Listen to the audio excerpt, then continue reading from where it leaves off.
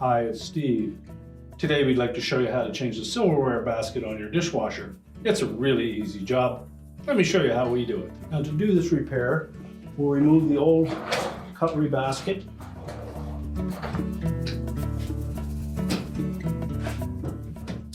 You'll take note that the replacement end basket is smaller in dimension than the original.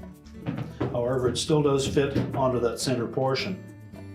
So to remove the old one, we're simply going to secure the center portion and then push the side towards the back, and that will release from the keyhole slots on the side of that basket. You can discard the old one. Line up those keyhole slots on the main basket and then press it until it locks in place. You will not be able to use the cover from your old basket if it was still intact. And to prolong the life of your cutlery basket, we suggest that you use caution when you're loading it. Try not to drop your cutlery into the basket, but place it individually into each of these locations or set them in gently.